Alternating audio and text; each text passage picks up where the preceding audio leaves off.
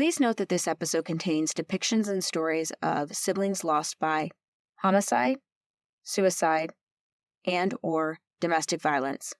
Some people may find these stories activating, triggering, and/or disturbing. Please see our show notes for additional resources and to understand the full content of the episode. Hi guys, welcome back to the Surviving Siblings podcast. Today I have, of course, another incredible surviving sibling with us who has a story of losing not one brother, but two brothers. So I want to welcome Linda Velasco to the show. Linda, welcome. Hello. Thank you, Maya. Thank you so much for having me on your show. And I've been looking forward to it, sort of. No, I've been looking forward to it. And when I first heard your podcast, I was like, I have to connect with you because I just felt like so much of your story, and I was so glad you were sharing your story for us, was like my story and other people's stories. So thank you for doing this. Thank you. Thank you for the warm welcome to me. I love it. Yes, You're welcome. It's so bittersweet. I say that all the time. I say it on every platform. I'm always like, it's so bittersweet to connect with people because it's so nice to know that this has turned into something that can help other people, but I hope no one ever has to listen to this show, right? But they do, and they have to. And so Thank you so much. And thank you for supporting the show. We're going to get into everything that you do, but I would love for you to tell us a little bit about Jeff and Micheal, both of your brothers. Tell us a little bit about you guys growing up, kind of your family history, and then of course we'll get into both of the losses that you have gone through. Okay. So I was the oldest of three. So I'm the only surviving sibling now. So Jeff was 3 years, like 2 years, 10 months apart. So almost 3 years. And then Micheal was 9 years younger than I am. And to be honest, I'd love to tell you that we had this perfect, family, and it was all like rosy and white picket fence and the dog, but it wasn't. My mom was 17 when she had me, and my dad was 20. So they were really young, I guess inexperienced, out there on their own. There was a lot of dysfunction, a lot of drinking, and a lot of family addiction history. So I was very protective over both my brothers growing up. I didn't know it at the time, but like a very parentified child. Like I did a lot that most kids shouldn't have had to do. But when it came to my brothers, like I was pretty protective. At the same time, though, I was out there trying to do my own thing, meaning like, just kind of survive or be on my own. And that was hard because finding out later, like my brothers, when I went to college, took it pretty hard, especially Micheal, the youngest. And like they felt like they were abandoned and I just left them. And so there's a lot of guilt there, coming from that. But yeah, we did. My younger brother, Micheal, we were very close because I used to pretend he was mine. Like I was 9, 10 years old, and I would be like, took him everywhere. I babysat all the time, feed him.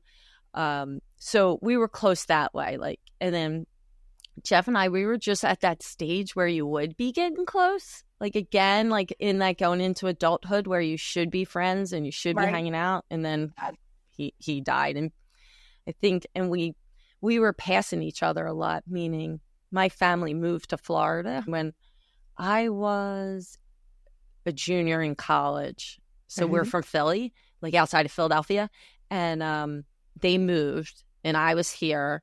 And then when I went there, he came up here. So we like passed each other. When I went to college, pretty much that was the last time we lived together. Wow. Yeah.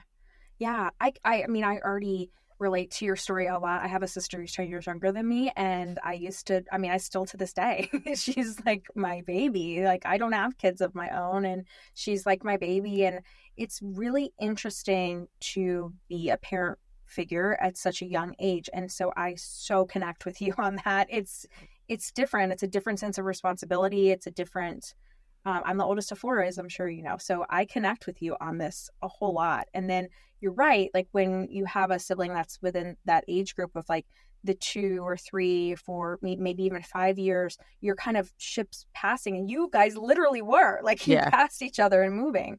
So that's interesting. Yeah. Yeah. And it was hard because I think of all the dysfunction we grew up with. Like, it's very different. Like, I have 2 kids now. Like, I watch them, and of course they do things so much different. But to see their relationship, how things were and how they grew up, very different than the way I grew up. Like we would be there for each other, but at the same time we would like take each other down too. Like that wasn't always good. Yeah. But when it came to anyone like messing with any of my brothers, they knew I had their back, and like I literally would go to bat for them all the time. As we do as the oldest, right? Yeah. Yeah. I can mess with them, but you can't. That's it. Like, I'm allowed to say that or do that, but you're not allowed to. Exactly. Typical I'm sure it's all families, but I find it in dysfunctional families especially. Like, only I'm allowed to talk about that. You can't say that. That's so interesting that you say that, because as you were saying that, I was thinking like my family versus other families, and, you know, and I think there's a lot of truth to that, because there is so much dysfunction within the household. And oh my gosh, your parents were like babies raising a baby. Like that's a lot. And I never thought of it like that. That can happen between the siblings and the family dynamic. Like, we can say all this stuff, but like if someone else says it, it's kind of interesting, the dynamic that happens. Yeah. So tell us a little bit about, first we're going to obviously talk about Jeff, who you lost first. So tell us a little bit about Jeff's story and what happened with Jeff. So both my brothers were sensitive, but Jeff was really sensitive. And I know that's probably not like, guys don't want to be called sensitive, but he was. Like, he had like such a tender heart, and he was so kind.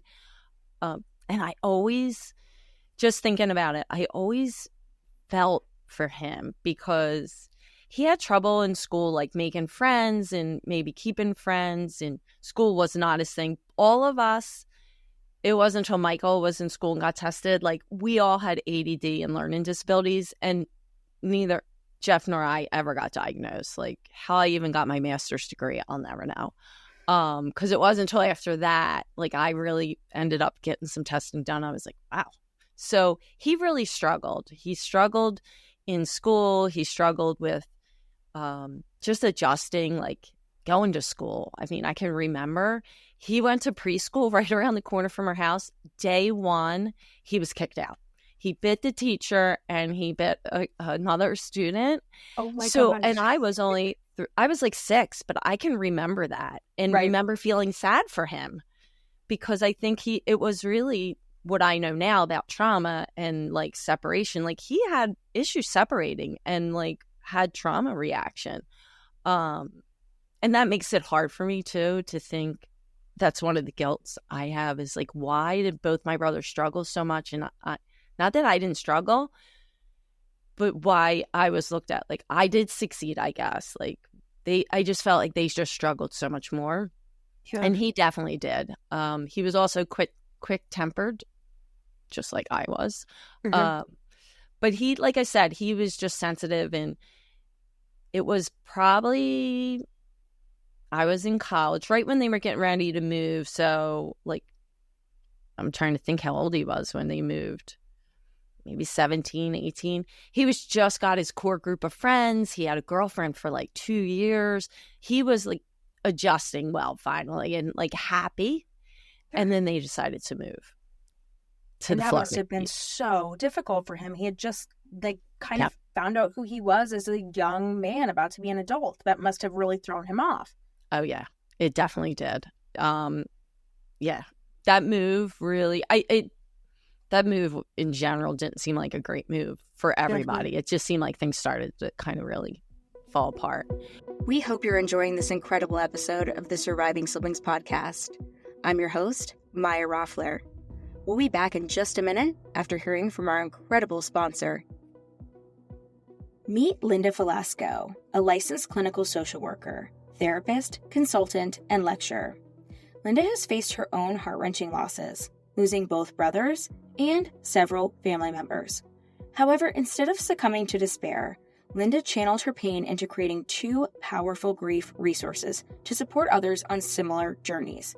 Introducing Mending Piece by Piece, Workbook and Journals. Mending Piece by Piece is not just a workbook and journal. It's a guide crafted to help you honor your grief journey without judgment or impatience. Linda's unique blend of personal and professional experiences brings a rare perspective to her work. She shares information in a factual yet deeply empathetic manner, making Mending Piece by Piece an invaluable resource for anyone seeking healing and hope. You can find both editions, Mending Piece by Piece After a Suicide Loss, Guided Grief Workbook and Journal to Heal the Survivor's Heart, and Mending Piece by Piece, a workbook and journal for navigating grief with hope, on Amazon and Barnes & Noble. Remember, your grief journey is unique, and it deserves to be honored. Let Mending Piece by Piece be your guide as you navigate the complex process of grief and healing. Order your copy today and take the first step towards finding hope and healing. Mending Piece by Piece, healing through grief, one step at a time. So he moved and I guess he thought he could make this work, but he couldn't. Girlfriend, they broke up. He wasn't able to go back and forth. It's pretty far. So he tried to adjust there. There's not, I used to have a postcard I just found recently that he sent me and said, on the front, it said something like, "Oh, wish you were here." And then he crossed it out. He goes, "No, I wish I was there." He goes, "This place sucks." He just, Pretty funny.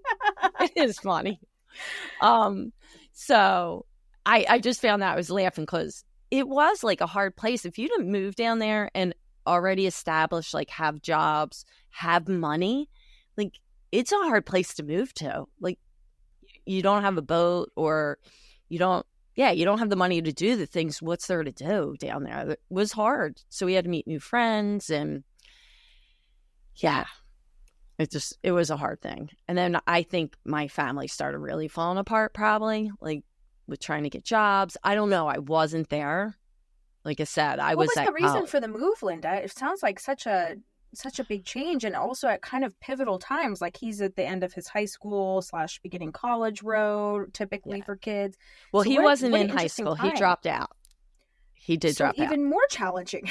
Now he's he dropped out, worked with my dad. My dad had his own roofing company. Mm-hmm. And to this day, I don't know the full story of why they moved. My mom was always one that was like, the grass is greener. Let's go here. Let's go there. Let's, they went on a vacation that my mom did not want to go on. I remember this Christmas, my dad would always buy her gifts that were a little crazy, just his taste, not hers.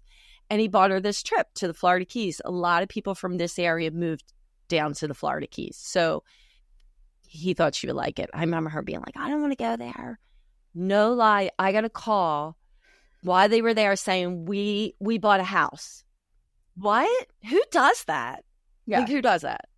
Yeah. They literally bought a house. It was all my mom. So my dad stopped his business. There was reasons. I think there was probably some, he had tax. There was, I don't know, business stuff. But that it was not a good move. If it was up to my dad, I don't think he would have really totally moved down there. So they moved. Not thinking about anything else or anyone else. Just life was going to be great until it wasn't. Right. Yeah. So I think that was really hard watching my parents trying to find jobs. They were pretty successful up here, and then going down there, there's not much to do down there. There's not much work. Absolutely. No. Yeah. Yeah. I think that really is where things took a turn. So like I said, he came up here for a little bit and I went down. I graduated college, and I think we did live together for a split second with my grandma. When I graduated college, I moved there for 3 weeks, and then I moved down to Florida because I didn't have a job. He was with my grandma at that time. So we did have that. But things went bad really quick down there. Because I moved out, got my own place, and things went pretty bad. So, but he didn't know it. He didn't see it, but Micheal did. So Micheal was affected by it. Yeah. And then I only stayed in Florida maybe like 10 months, moved back up here. And then somewhere he moved back down. Like, I'm telling you, we were two ships passing. You literally were. And so he goes back down there, and things were rough when things were really, that's a whole nother episode in itself. Yeah, things were really bad. Like, my parents weren't together at one point.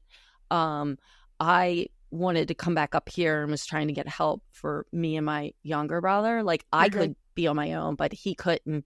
He was only 11 at the time. Right. And it was bad. I had him a little bit in my apartment, and I'm 21. I can't take care of a 10-year-old kid. So the plan was I was going to try to get somebody up here to help, like up north to help. No, nobody showed up. Like, I was exaggerating, and it was bad. It was not good. Clearly you weren't, because, you end up losing Jeff. So tell us what that was like, losing your first brother. What happened exactly? It's crazy. It'd be 30 years, July 18th, 1994. Right. That's the day that my life completely changed. Like, I think you've said it, and I've heard many people say it. There's a before Linda and an after Linda, and that's that date. Like, I became a whole different person. So I was in grad school at the time. I was on summer break to become, a therapist to help everybody else with their problems.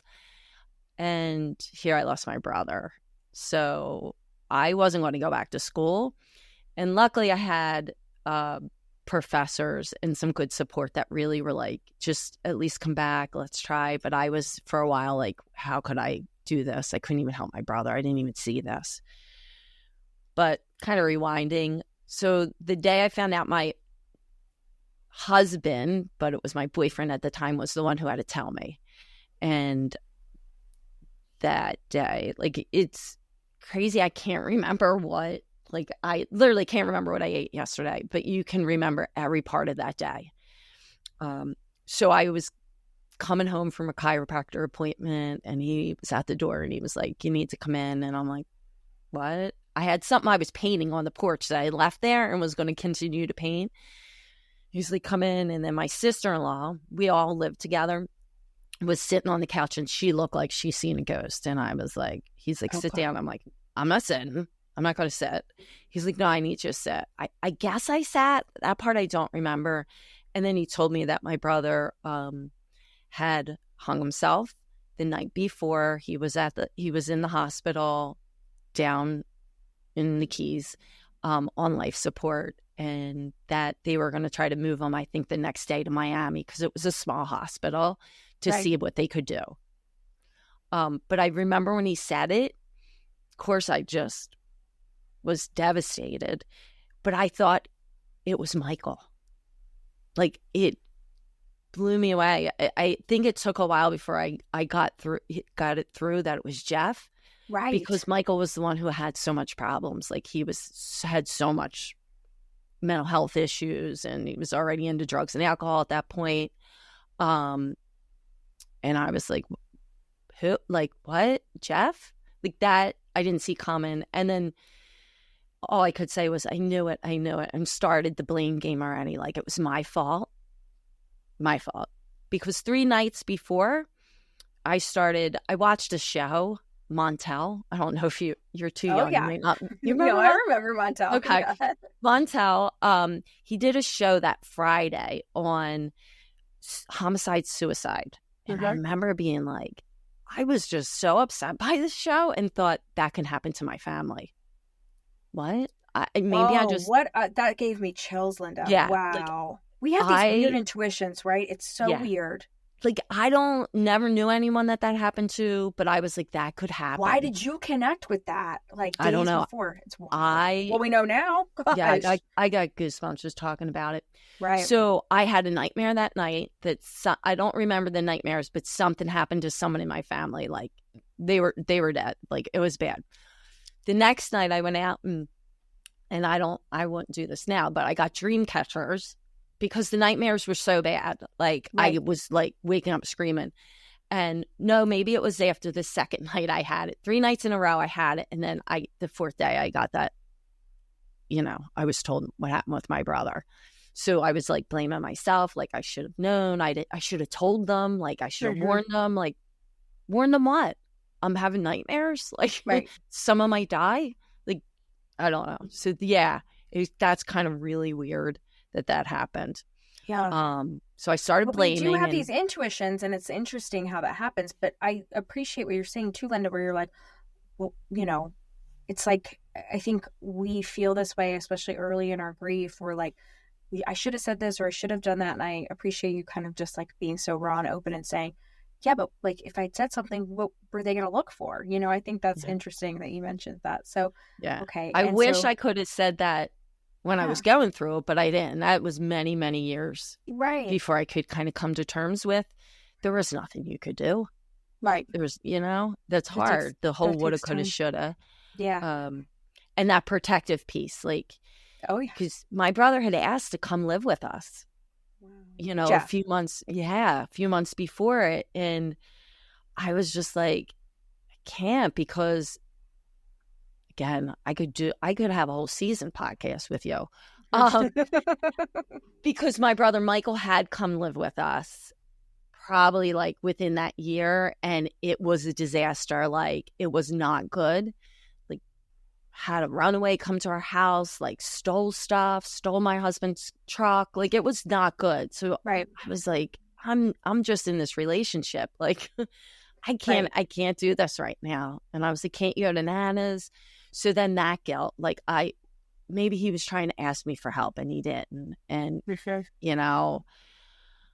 there just was so much that shoulda, coulda, woulda. But in reflection, like he was trying to come live with you guys, but in reflection, did he have any, because I think there's all different types of stories about this, right? About losing a sibling to suicide. And sometimes they're like, yeah, there were signs. And then sometimes it's like, no. So what was your experience with that, Linda? Yeah. So I'm a therapist too. So I ended up, this became my specialty, working with traumatic loss, because it just becomes that. It's your life. It becomes your life. And there's probably only one family that I have interacted with that I can say, I still like hearing their story. That one was like, they were blindsided. I couldn't put any puzzle pieces together myself. I think you can usually look back and see, my brother was struggling. He was depressed. He drank. He got himself into some trouble apparently with some drug dealers down there that he worked with. Like, he worked for this company, but it was a front for drugs. He didn't know it at the time. He was just working. And I think, from what we heard later, like somebody, I guess, like he gave some to drugs, apparently didn't pay him. And these people, I found all this out later. My parents had an apartment underneath. They lived there. So it also makes me so angry when I found out, like, they're there that day, they're at the funeral, and they were a big part of the problem of, like, they apparently threatened him that if he didn't have the money by midnight, that they were going to kill him and his family. Wow. How did you find this out, Linda? So my mom was on a mission. Again, I was up here. And then when my brother, Michael, he found a lot out. And I did reach out to a person that was my brother's friend that was like, good guy, clean, like, he verified it all, and he was like, yeah, that's what was. It's very small. It's very small down there. Very shady. Mm-hmm. Yeah. So it's a different lifestyle. Definitely, it's a different kind of community. Yeah. Definitely. So tell us a little bit about. So your boyfriend at the time, your now husband, of course, many years later, yes. Tells you about this, and then What was next? So he was he So he moved to tells me Miami? about What it. happened? Yeah, he Yeah. tells me about it, and like I'm in shock. And I don't remember, between him and my best girlfriend, they knew people that worked down the airport for the airlines, and back then they had buddy passes. So they were able to get me a buddy pass. I was on a plane, I think within an hour and a half down there to go and, you know, face whatever's happening. So I go, I'm a mess. I don't even remember if I packed a bag. Obviously I must have. Somebody packed a bag for me. I don't know. So I go, and I'm flying, and I'm a mess, and I have no clue. This is before cell phones. So I remember being at the airport, because I flew into one airport, and then you get on a little flight and go to the next. And I called one of my close girlfriends to tell her what was going on from a payphone. And then I got on this small plane, and this guy sat next to me. He was supposedly there with his family. I don't know. There's only like 12 people. And then, have you ever been on one of them little tiny planes? The little prop planes? Oh, yeah. Yes. Super so tiny. that's what I was on to get to Marathon. It's an experience. Yeah. So I must have been a mess. And I can remember talking to this guy, and he was just the nicest, sweetest person. And he was like, as soon as you get off, you don't go into like the airport or anything. You're there. You just walk out. There's the parking lot kind of thing. And he was just like, I'm going to wait till whoever comes, because there was no one there yet. And I'm like, no, you don't have to. And he was like, no, I want to make sure. And I'm pretty sure his family had walked away. And my dad pulls up. I'm like, here's my dad. I get in the car. This is another weird thing. And I'm getting ready to tell my dad about this guy that's there. Maya, this is a tiny place. Like, you can't lose somebody. He was gone within 15 seconds. Nowhere. That's wild. Like, my dad was like, who? What? I go, that guy I was talking to. Like, I wanted to say to my dad, he's like, there's no one on. I'm like, look. And I didn't make it up, because this guy was on the plane with me. Right. So I don't know where he went. But as soon as I got in and got that done, my dad said, he's gone. He's gone. And I was... Jeff was gone. What? Like, he wasn't gone, like, just like a couple hours ago. And apparently the time that my plane was landing, because my dad was late, and I was surprised that the hospital is like only a couple blocks. Like, I was thinking of walking, because I'm like, where is he? Apparently my brother died the time my plane landed.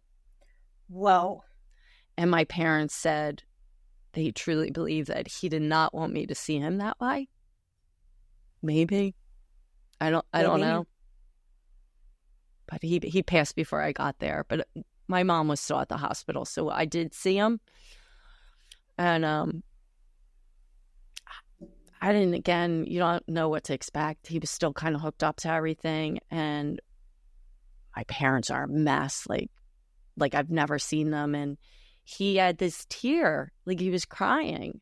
So I'm like, he's alive. He's alive. He's get the nurse. Like, I'm like yelling for the nurse. And she had to tell me that, these are just what reflexes or something after they die. Like, and I just remember being like, oh, he's alive. And yeah, so. Was Michael with you guys too? Oh, Maya. No, my brother at that time was in an adult prison in the Keys. What Michael was? Michael was still quite young, though. Yeah, he was only 15. Wow. So I had to, and that was part of something I just remembered. I think I might even type it to you on TikTok on one of your lives. Mm-hmm. I completely forgot. It was me and my mom who went in to tell him. So I asked. I thought I remembered us talking about this before. This is a big part of the story. Yeah. I guess thinking about coming on here, and I was just like going through, and I thought, oh my gosh, I didn't remember telling him, but I remember his face, and I remember my mom talking about that. Like, his face was because he was so excited to see me, and we were so close. The excitement of him thinking I was there to visit, and then having to tell him, and having to leave him, that was absolutely horrible. Yeah. But I do the fashion of I have to take care of everything. I was able to get him out. I got him out. Not that night, but he was able to get out and be at my brother's funeral and all that. But yeah, so that was really hard because it just was so many layers of crazy. And then I had to step in and make the phone calls. Kind of remember you talking about things like that and arranging a funeral. You get a call, but then you're the one that has to, that's something that I think we've connected from, again, like you said, when we connected on TikTok and we've been connecting, like being the oldest there. It's interesting because this comes up a couple times on the season, and there's just, you kind of go, I forget who was saying it, but someone described it that's been on the show. She's great. So you kind of go into tactical mode. And I'm like, it's kind of a theme for this season is tactical mode. Like you kind of go into that and just take care of things. And so you're absolutely right. That was my role too, is then I was like, I got the call from my mom, but then I had to disperse all this information, and it's really hard. And really hard. Hearing you talk about going in to see Micheal and then having to like leave him, I know it wasn't very long, but still like delivering that kind of information and then not being able to be there like our kind of personality likes to be, right, for someone else, that's very rough. So making the calls, it's awful. Yeah. And just making calls. And then there was only one funeral home within like almost a 50-mile radius. Right. So we didn't have much to choose from, and they were awful. So called, dealt with that, called family, called friends, telling them. And then and then my brother befriended a priest. We weren't Catholic, I grew up, I went to a Reformed Episcopalian church, not my family. I went and I took my brothers. So he there was like a Catholic church nearby, and apparently my mom said, could you go talk to him? Father Tony, Jeff talked to a lot, and he was a friend of his. So I did. Here's where the stigma starts is I go, I'm talking to him. He was the nicest guy. And he was like, I have to go talk to the head priest. Just because I was asking, could you do this service? I don't know what I'm asking. I'm 25. Right. I don't know what I'm supposed to be putting together. You're figuring out as you go. Yeah. So he was like, I'd love to, but I have to get permission or whatever. So he goes, and again, Florida Keys, nothing is like probably like it is where you're at or where I'm at. Like he goes behind a curtain. It's not like a separate office. I can hear him. I can't see them. He's talking to the priest, and the priest says, is that boy from Big Pine that committed suicide? We don't do funerals for people who commit suicide. I'm literally only 10 feet from them. Right. Can hear this whole conversation. I just remember just feeling like so embarrassed and so ashamed and like devastated. Like, I'm like, if the church is saying this, like, what's the rest of, like, what am I supposed to do? Like, what, like, this is awful. Yeah. He came out and he was embarrassed, and he said to me, whispered, he goes, I will do the service. We'll do it at the funeral home. And he did it. That was a man of God. I don't know what the other person was, but that was just, but I hear stories like not defending it at all, but I did go to Catholic school and growing up, and even with me being 37, like it was a big stigma, like big stigma. You did not talk about it. We did not know, like you did not.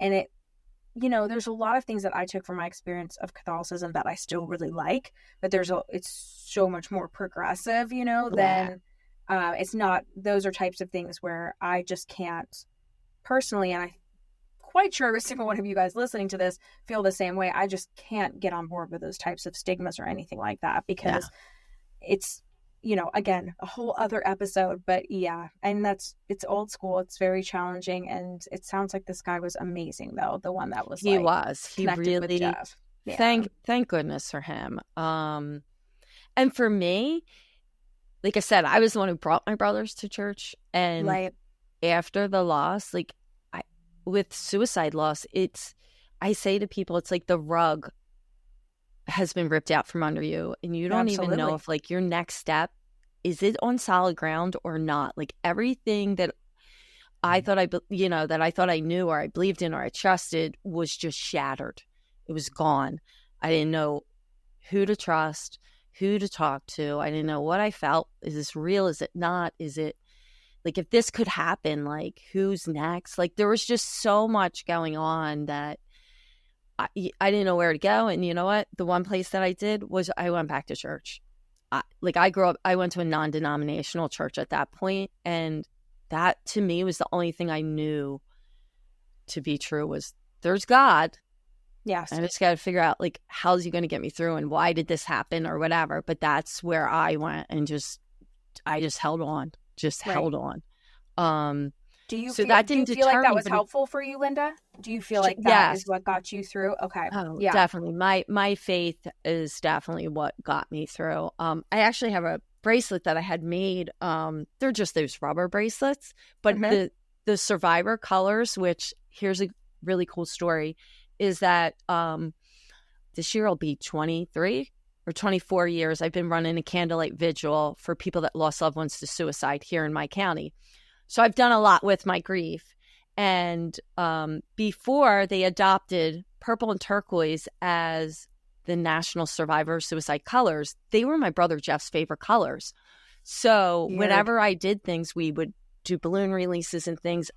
That was our colors. Yeah. And I would say I had to pull up there somewhere, So the bracelet says on there, faith, because that's all I had at that moment, like was my faith to hold on to. And that faith gave me hope and gave me hope to like just hold on for like at the time, like second by second. Yeah. And it was like minute by minute, then maybe day by day, like, and gave me strength. And then the last one says love. And I feel like that's God's love for me. And then the love that I have for my brother and the love that he had for me, like those things are what helped me hold on. Yeah. But they build on each other, if that makes sense. 100% makes sense. And thank you for sharing that. That's beautiful. Yeah. And I really love about your story. It's like you kind of have like these spiritual signs in your story, like the guy on the plane, this particular, priest, like he was like, I'm still gonna do it. Like, I'm gonna do it. And then you have the colors, like, it's just, I'm really big on signs. I know you are too. And I just really believe in it. And if your eyes are open to it, and more importantly, if your heart is open to it, they're there and they're already just sprinkled throughout your story. And we're like probably just touching the surface, but yeah, that's amazing. And I think it's really important that people have somewhere to go. And if you're someone because I have a really great relationship with God as well, and that did not happen. Like, I'm curious to ask you this, but I want to finish this really quick and just say, like, not everybody has that particular belief, and that's okay. But I think it's really important that we connect with what we do believe in after the loss, because for me, I'm curious about you, because I talk about this quite openly. I was very angry.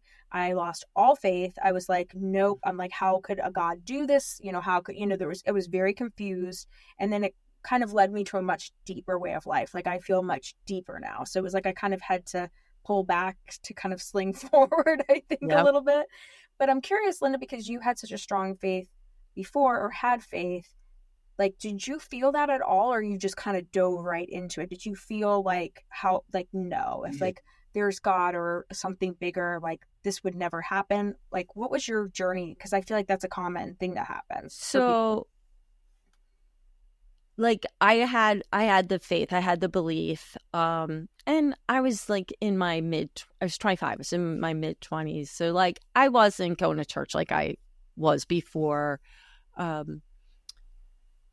But I think that is what grounded me and got me back into a deeper relationship. And I held on because I really believed that was true. Like, I believed that there's a God. I believed that the Bible is true. So I was just going to hold on to the only thing, like I said, that I knew was true, because everything else didn't feel right or true. That's what happened with Jeff. But then, 20 years later, I lose Michael, and that did not happen. I Okay, was so angry. let's move to that then. Yeah. Yes, let's move to that. Yeah. So you had a different reaction. You dove into your Yes. faith with Jeff, Yeah. but with Michael, you had what a Yes. lot of us go through, anger. So Yes. I mean, it's 20 years after Jeff, which is so interesting. So in 2014, you lost Michael. So tell us a little bit about that. Okay. So before I tell you, I just want to kind of go back and because it'll tie it in is that like with the sibling loss, as you know, Yeah. you lost your sibling and you talked to so many people. I felt so alone, so misunderstood. And I think we were, how old were you when you lost your brother? 30. Okay. So close in age at the time. Mm-hmm. I was 25 and people just expected me to be me, go out, go do this. And I Absolutely. I couldn't. I was paralyzed. I was just, even family, like, relatives, like, oh, aren't you over this yet? Those kind of statements. And like, nobody seemed to ask either how I was. It was always, how's your mom? More, how's your mom? My dad might have got a, how's he doing every once in a while. So no one asked about me. No one really asked about Michael. And I just felt lost. And 30 years ago, there wasn't much out about sibling loss at all, let alone suicide loss. So as like I was trying to figure things out, and then I end up working with people in grief and loss after I did a lot of my own work.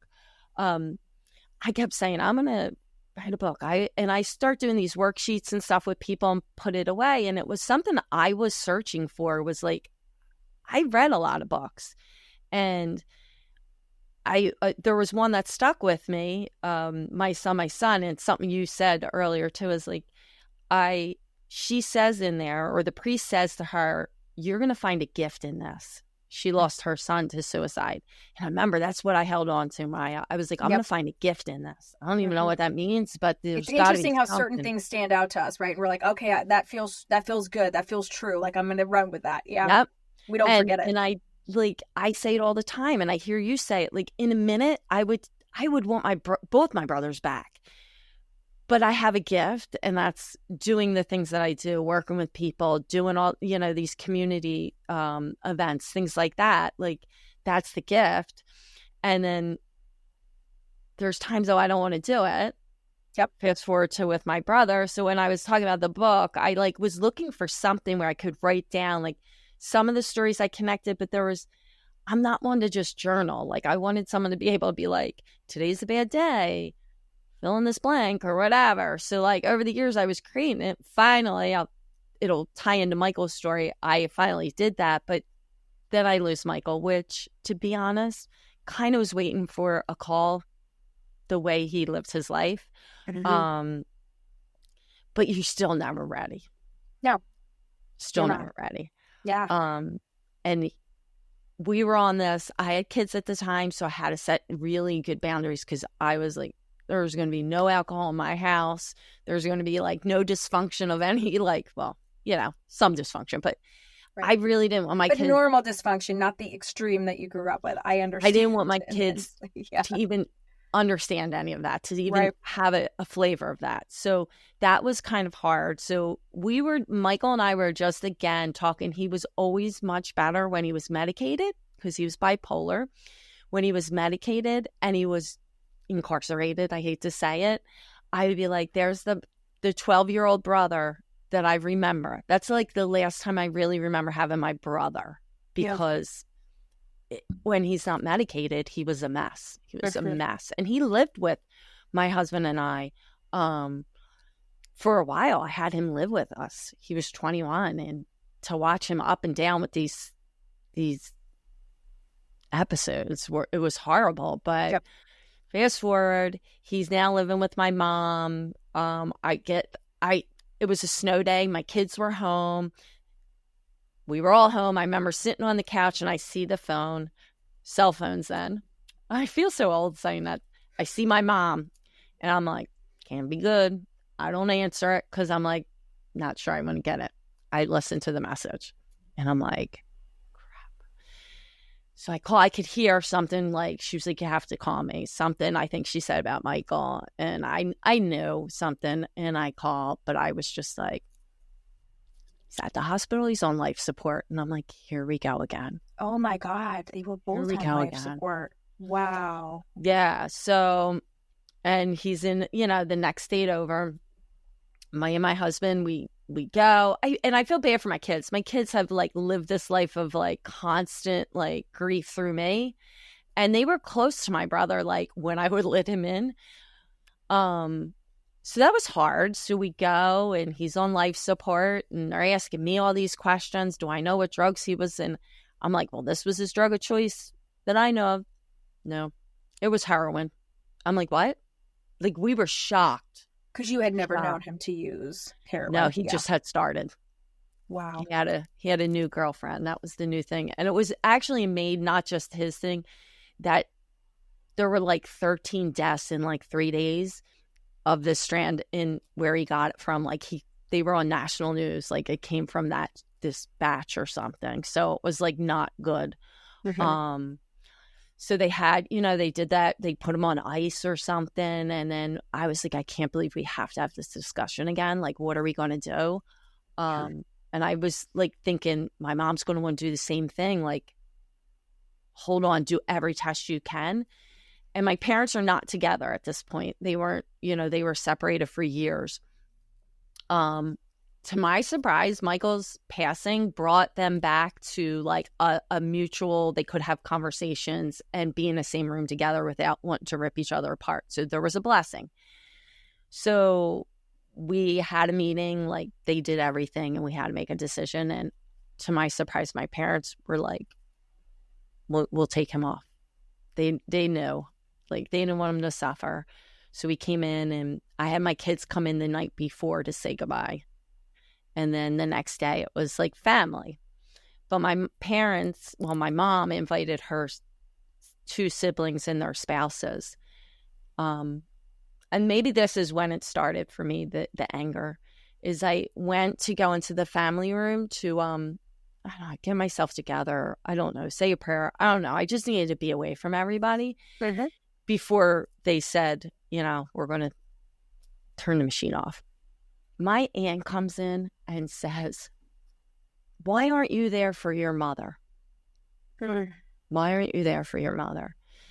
She needs you. You don't call. Like, I don't even know what this woman was saying to me, but I finally have had it and said, who do you think you are coming in here right now? I don't know who even invited you, but I didn't.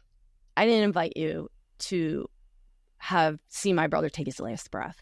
I said, I don't know who you think you are. I don't know why you think that, I need to do all this. I said, what about me? What about me? How am I doing? Who's taking care of me? So if you think you should, I don't know what I said, something about like, if you really want to put that on me or whatever, I said, you can just get out of this room now because I'm done taking care of anybody. I said, you should not judge me. You don't know anything about me. Like, here I am again. Then I'm the one who arranges the funeral. I'm the one calling the pastor. I'm the one meeting with the pastor because nobody else can get their, excuse my language, shit together or hold themselves together, have a conversation with them. I'm now doing it, but I have to be there for somebody else. You hear the anger? Do you hear it? I have a lot of anger around that one. Yeah.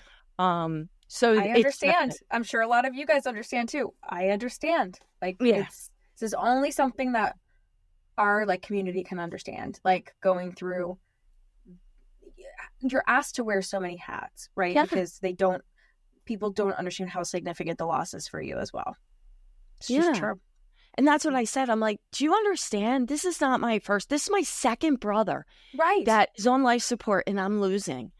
And you haven't lost anybody. And you're coming in here telling me what I need to do. I was happy that I spoke up. But I have to tell you, Maya, I haven't talked to anybody since that day. Wow. I haven't talked to anyone in my family. No wonder you connect with my story. Oh my God. I told you when I messaged you, I'm like, can we talk? Because I didn't even know this at Micheal's funeral. Apparently, a family members that I was really, really close to, skipped me in line. There's only me and my mom and dad. And I guess my husband was probably standing there. I didn't know it at the time, but it was like 6 months later, I said to my best girlfriend, I'm like, I don't understand. I haven't talked to, so-and-so. And I'm like, I haven't talked to anybody. And she was just like, I don't know if you noticed. Like, and then told me that and said, they were all ignoring you. And I'm like, what? I'm like, I went back and I was like, huh. And then my pastor had said something to my husband, like said a lot to him. And he noticed. He was like, it was just odd. And at that point, when I realized, I'm like, no one's talking to me? Like, what the hell is happening here? Right. And then it was 2 years later, not even, my dad got really sick.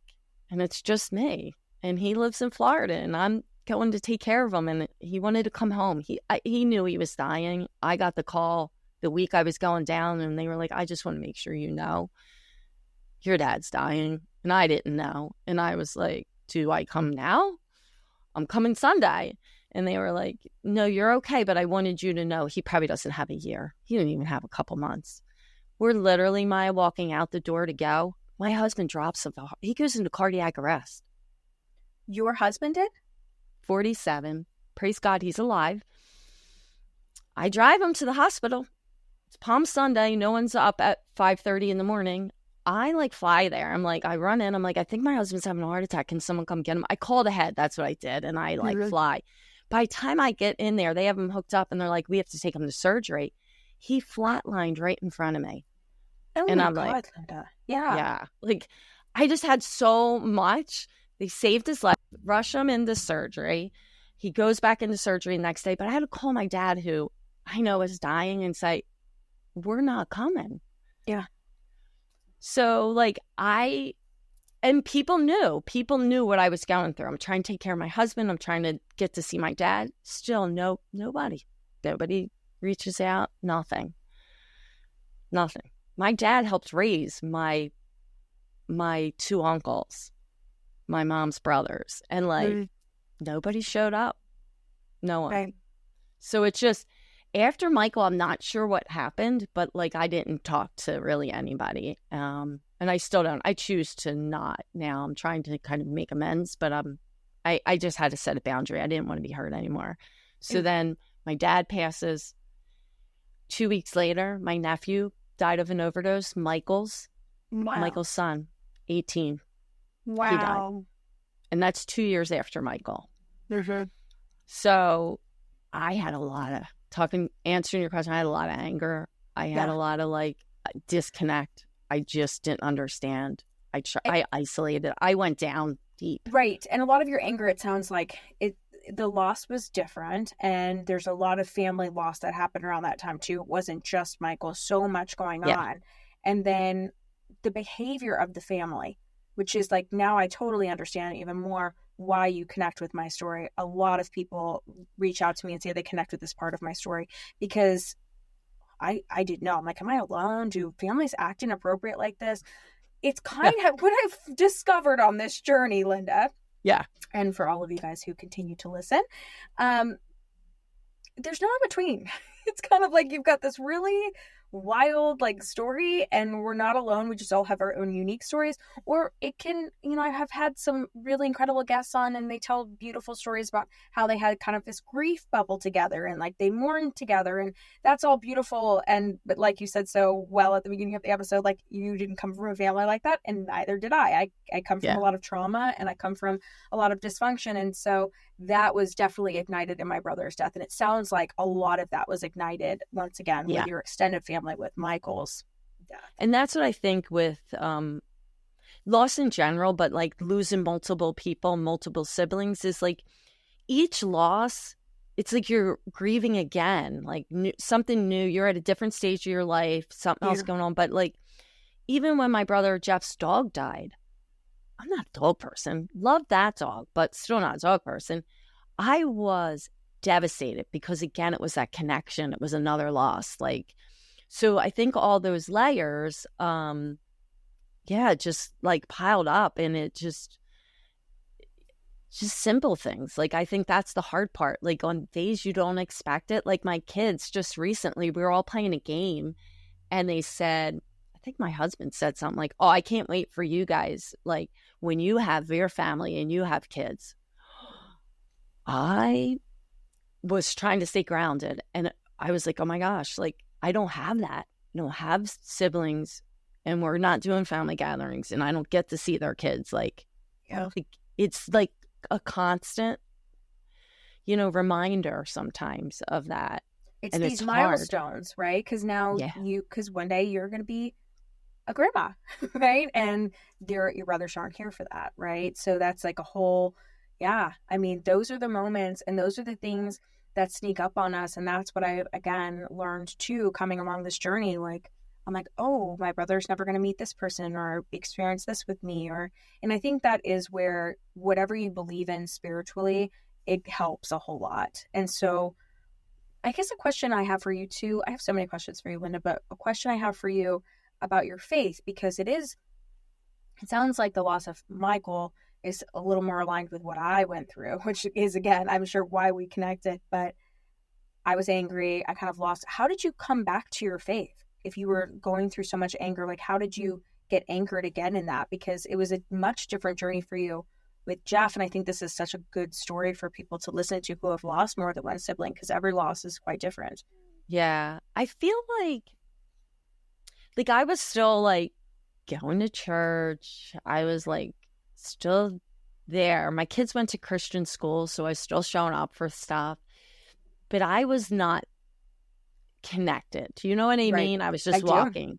Mm-hmm. And I don't know when it shifted. Like, I would try to like maybe be reading in my Bible or praying, but I just felt like disconnect. I wasn't blaming God. I don't think. But I just wasn't there. And then I don't know if it was when all that other stuff happened, like my dad and then my husband, and who showed up? The school community, the Christian community, people I didn't know. They were out mowing our lawn. They had these kids with them, like in my son's class. They're planting flowers. They're bringing meals, like for like 2-3 months. Mm-hmm. They were just there. They showed up and they were taking care of us. And like, I think that's when I saw God. Like, I was like, he didn't leave me. Like, I think that probably was the moment, like, really. Yeah. And then I just, yeah.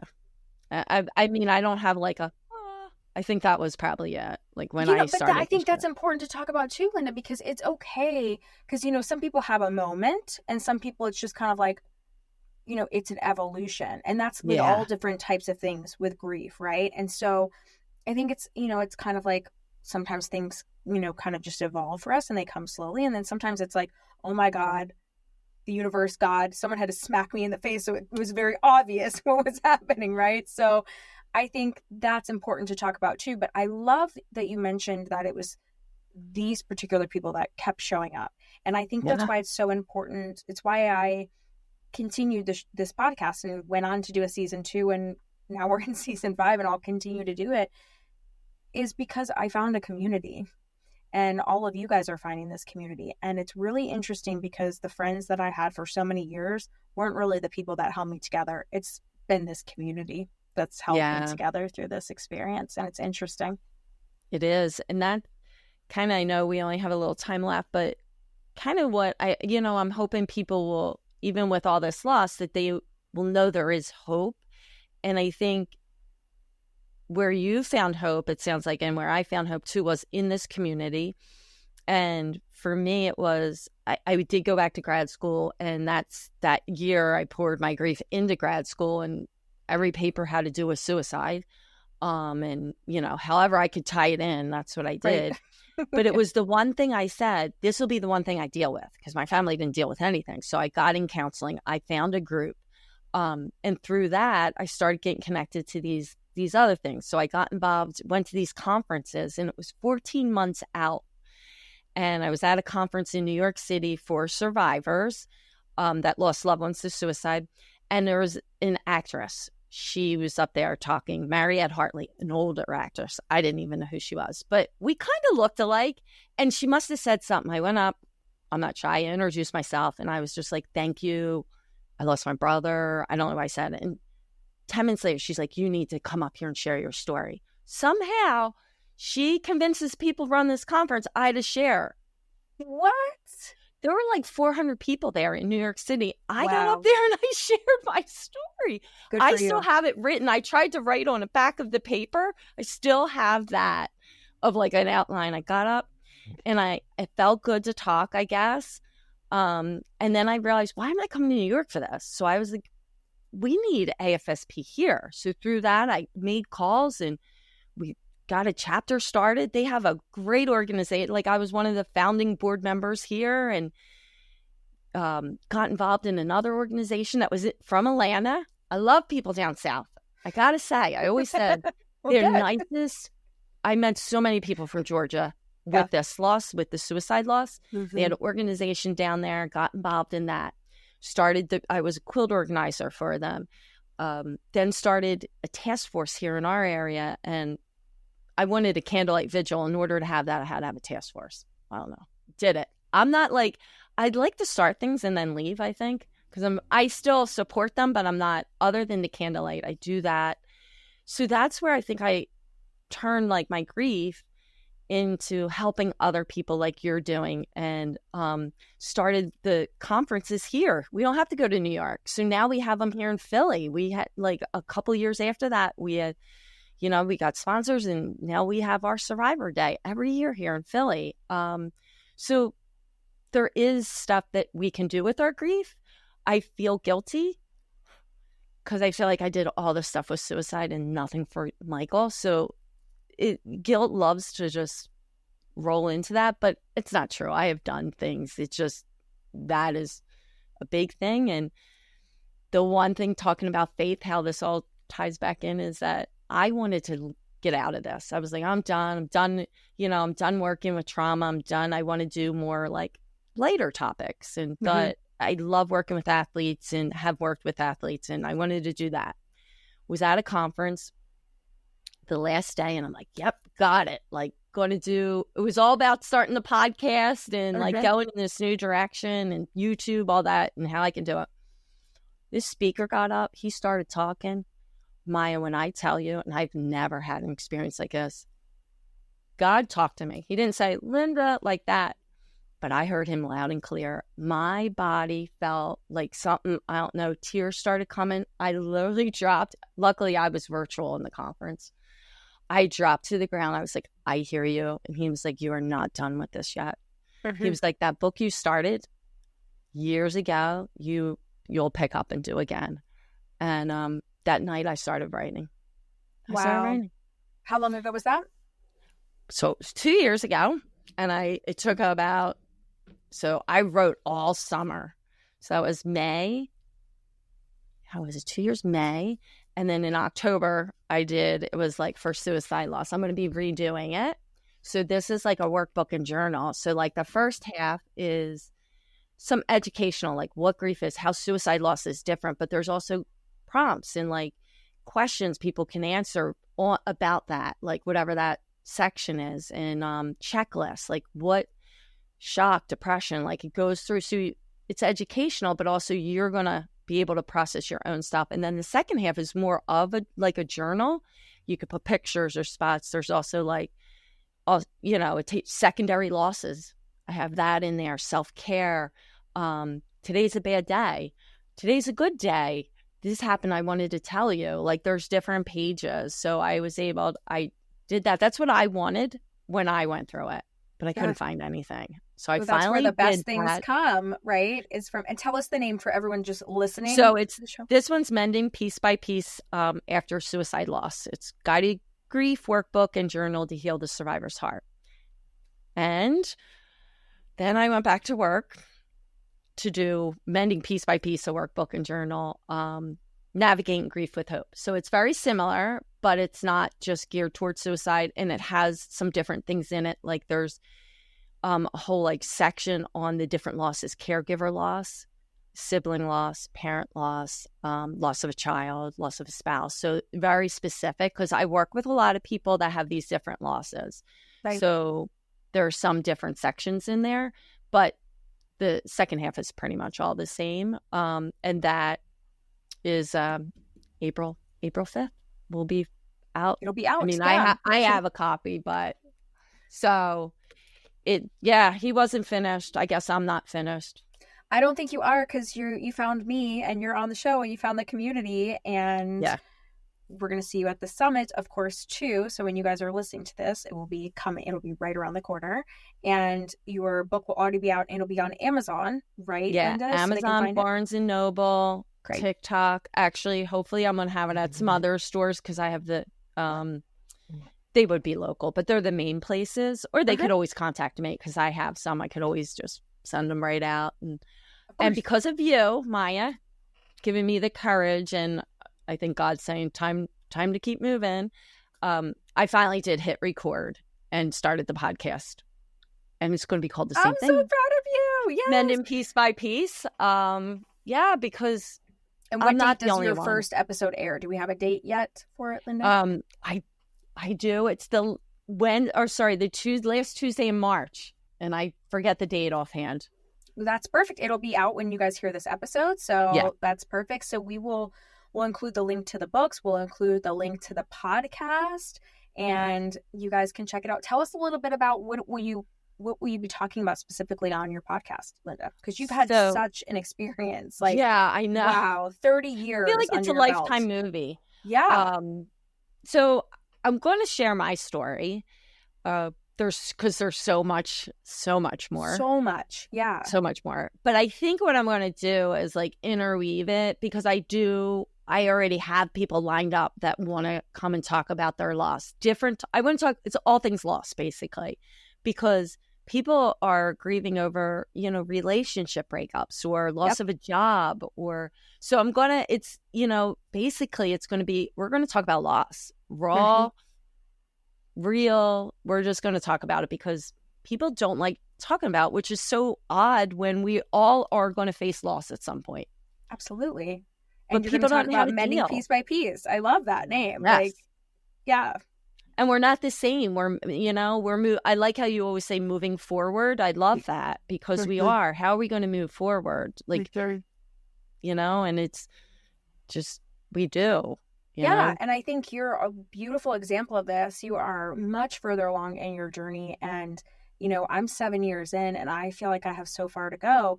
And it's interesting because a year into this, I didn't think I was going to make it. I just really didn't think I was going to make it. It makes me emotional to say that.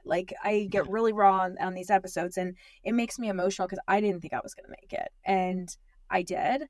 But I still have a long road ahead. And I think sometimes that can be really scary for people, because they're like you said so perfectly earlier, there's Linda before and Linda after. And now there's multiple versions of you because you've had all these significant losses. Yeah. And that's a whole other onion to peel back, right? Which you're going to do on your show, it sounds like, which is incredible. Yeah. And I'm so excited to listen to it and share it with all of you guys. But you're right. I mean, that's the other thing too, is all these other losses that we go through, these secondary losses where they feel just as real.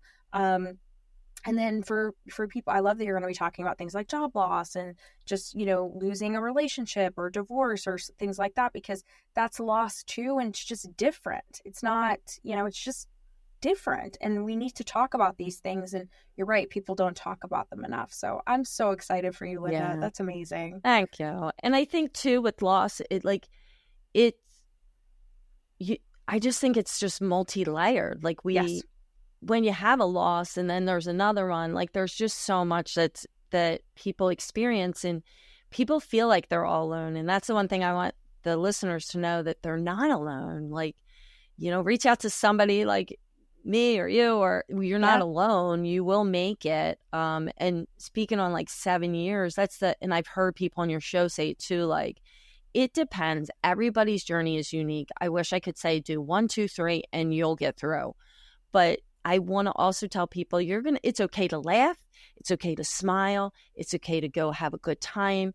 Don't feel guilty, but it's okay to say no. It's okay to change your mind and be like, I want to get in bed and pull the covers over my head because you don't feel like it that day. And like, there's no right or wrong with grief. And the timeline, there's no end.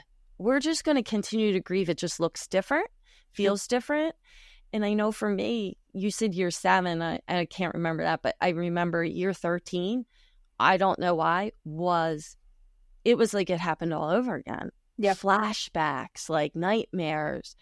It was so people, some of that's normal. It's just not to be afraid to embrace it and then go. Like, that was another time back in therapy. Like, let's go deal with this again on a different, it's just a different layer maybe. Yeah. But there's in between, there's lots of times that there's a lot of good things too. Yeah. And I think it's important we talk about that because that gives people hope, right? And yeah. I think we get really stuck in all the negative. And of course, this is like the worst thing that you've ever been through, and hopefully it's the worst thing you'll ever go through, but you may go through more loss, like your story, Linda. And, it's part of life, but we can do it together and like building community and support. And like, ultimately as humans, we don't want to feel like we're alone having an experience. Like, this is not an experience where you want it to be, this was so unique and it only happened to me. We don't want to feel that way naturally as humans. We want to feel connected and supported. Yeah, we do. Well, Linda, this has been such a beautiful episode. Thank you so much for sharing Jeff, Micheal, your family, your story, just so openly. I think, again, multi-loss it comes up a lot. You hang out on TikTok with me too, so it comes up a lot. There's a lot of us out here that have lost more than one sibling, which just always blows my mind. It's so much. So thanks for sharing that. And we're going to put everything in the show notes, where they can find your book, your podcast, where they can find you. But tell us really quick, where's the best way for them to find you on website, socials, and of course, we'll put it in the show notes too. Best place, I guess, my website's probably changing, so I shouldn't say that. I'm in the process of getting a new website. So probably TikTok, which is mending piece by piece, or Instagram. It's my name, really. If you look up Linda Velasco, LCSW, that's the difference. That would be, you would find me Instagram, Facebook, Linda Velasco, LCSW. I have a page for that, and Instagram. TikTok, I think it's under the same thing, but it's under Mending Piece by Piece. And my website right now is the same name. I'm trying to switch it over and see if I can keep the name the same. Okay, perfect. Well, we'll update it if we need to. And thank you again, Linda. And thank you so much for having me, Maya. Yeah, my pleasure. I can't wait to hear your podcast. I can't wait for us to get those books out to everybody as well. I know they're going to be so helpful. It just reminds me so much of myself. Like, I just created a grief guide, just a simple grief guide for us, because I was like, there was nothing out there. Yours is incredible because, Linda is a therapist. You specialize in this. So I can't wait to get this out there to help everyone. Thank you so much for being here, Linda.